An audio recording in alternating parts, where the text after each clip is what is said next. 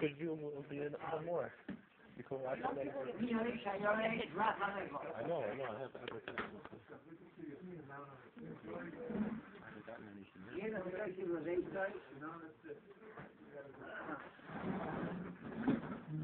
Someone who is Rabbi, tender-hearted,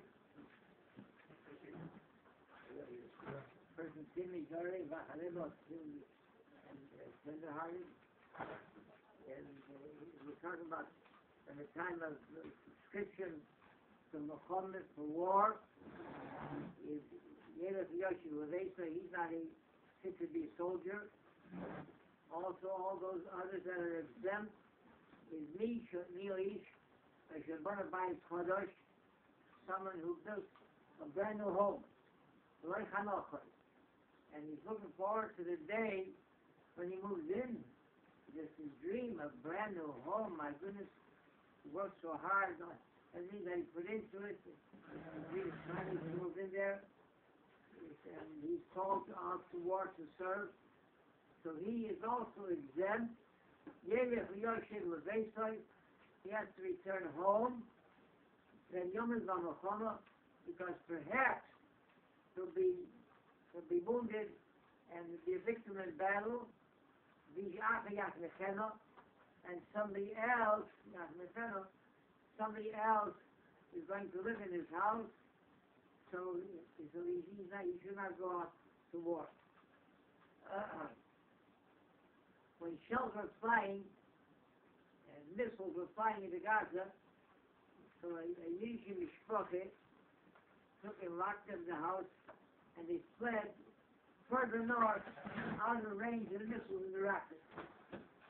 Their home was one that was built according with a steel floor, with steel beams, with everything that should be able to withstand a missile attack.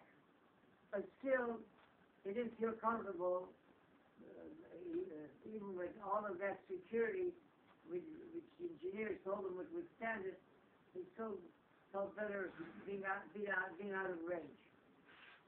So during that period, while they fled north and knocked at their home, there was a neighboring family, mishpacha, that didn't have a house that was built according to them. Just a regular wooden house that didn't have all these materials that made it safe to withstand the missiles. So here they found a house that was unoccupied, and they didn't have the means or the who to flee north to. They didn't have any mishpacha and relatives who to flee north to. So nobody's living there anyway. So they broke in and made themselves comfortable. After the missile ceased, the family returned, and they found somebody else comfortably living in their home. So he told them, they explained, he said that he saw the home was unoccupied. We had nowhere to go, and our home is not built to withstand any kind of missile attack.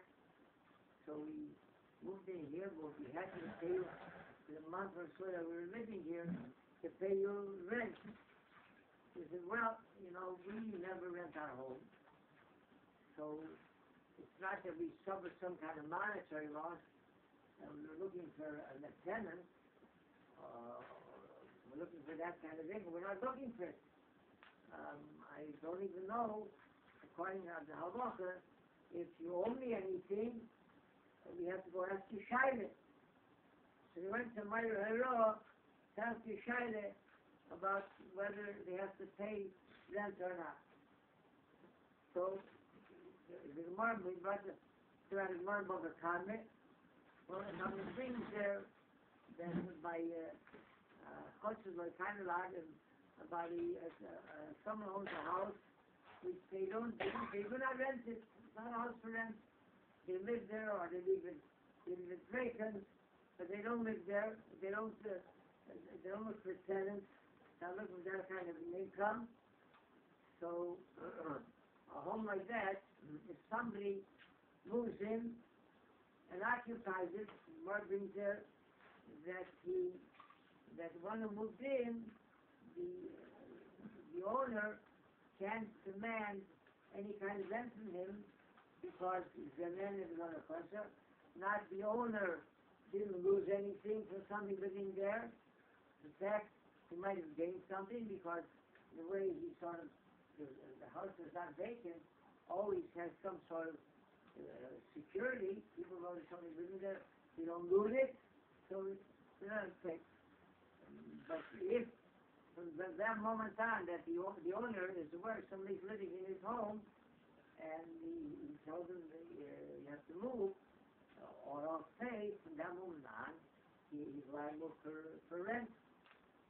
In Shoftim, it's also brought down, Allah says, this is the source of this morning of a Tarmeh, and but the Ramah, the house is not, one thing, the house is not usually rented. The Ramah brings in our day, he said there's no such thing. There's not such thing as the house is not up for rent. It has to bring in an income. That's what the Ramah brings. So, based on this, was the question of seems that he might have to pay for the time that he occupied the house.